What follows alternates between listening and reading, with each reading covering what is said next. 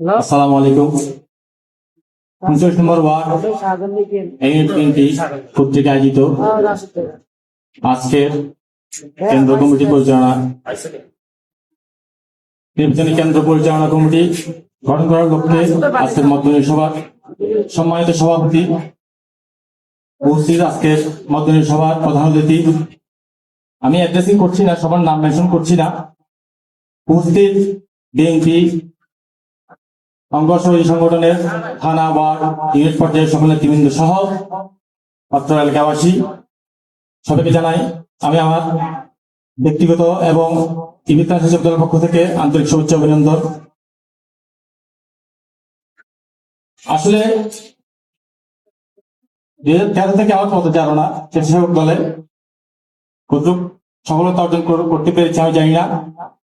সফলতা তখনই আসবে যখন আগামী ফেব্রুয়ারি নির্বাচনে আমরা ধানের শীষ প্রতীককে আমরা জয়যুক্ত করতে পারবো, তখনই আমাদের সফলতা আসবে।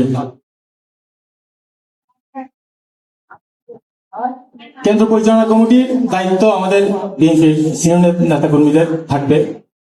আমি ওনাদের উদ্দেশ্য করে একটা কথাই বলছি, বিগত সময়ে কেন্দ্র পরিচালনা কমিটি হয়েছিল, নির্বাচনের আগের কেন্দ্র রাতের 2টার সময় আমরা ফোন পেয়েছি যে আমাদের এজেন্ট তৈরি করা হয় না, এজেন্ট আমরা লিস্ট করতে পারি নাই, এজেন্টের কপি আমরা ঠিক করতে পারি নাই। এই সমস্যাটা হয়েছিল কারণ আছে, আমরা দায়িত্বটা অবাধ্য দান করেছিলাম। এখানে বয়স বেশি হইলে বিএনপি করোনাতে হলে কেন্দ্র পরিচালনা কমিটির দায়িত্ব পালন করতে পারবে তেমন কোনো কথা নাই।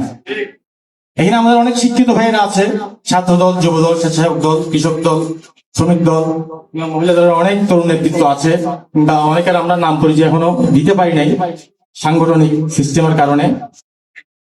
আমরা চাইবো নতুন নেতৃত্ব যারা, তরুণ নেতৃত্ব যারা, তাদেরকে নির্বাচনের দায়িত্ব দেওয়া হোক, এবং যারা আমাদের সিনিয়র নেতৃবৃন্দ আছে তারা সবাই উপদেষ্টা কমিটি থাকুক। আরেকটা কমিটি হোক, সেটা হচ্ছে একটা টিম হোক, যেটা মনিটরিং টিম, যেটা আমাদের এখানে 9টা কেন্দ্র, আগে 14টা ছিল, এখন বর্তমান 9টা কেন্দ্র, 4টা স্থাপনা। প্রত্যেকটা স্থাপনায় আমাদের 9টা কেন্দ্র মনিটরিং টিম না হলো 4টা স্থাপনায় 4টা মনিটরিং টিম থাকা দরকার। সবাই যদি আমাদের সাথে একমত হন, তাহলে আমাদের সিনিয়র নেতৃবৃন্দের কাছে আমি অনুরোধ জানাবো 4টা মনিটরিং সেল যাতে আমাদের গঠন করে দেওয়া হয়, তাও বিএনপি, যুব দল, স্বেচ্ছাসেবক ছাত্র দলের সিনিয়র নেতৃবৃন্দের সমন্বয়ে, এবং যাদের অনেকের প্রতিমি নাই তাদের সমন্বয়ে আমি 4টা সেল গঠন করার প্রস্তাব রাখবো। আরেকটা বিষয় দেখা যায়, ইদানিং 5 তারিখের পরে বিএনপির মোটামুটি কমিটি নাই।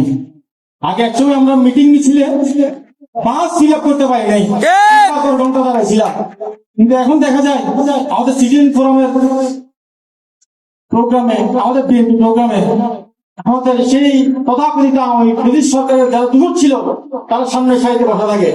এগুলো যাতে না হয়, বিশেষ করে আমাদের যখন গণসংযোগ হবে তাদের যেন আমরা আশেপাশে না দেখি, সবার প্রতি আমার সেটা আমার অনুরোধ থাকবে। সবাইকে আন্তরিক শুভেচ্ছা জানিয়ে আমার বক্তব্য এখানে শেষ করছি।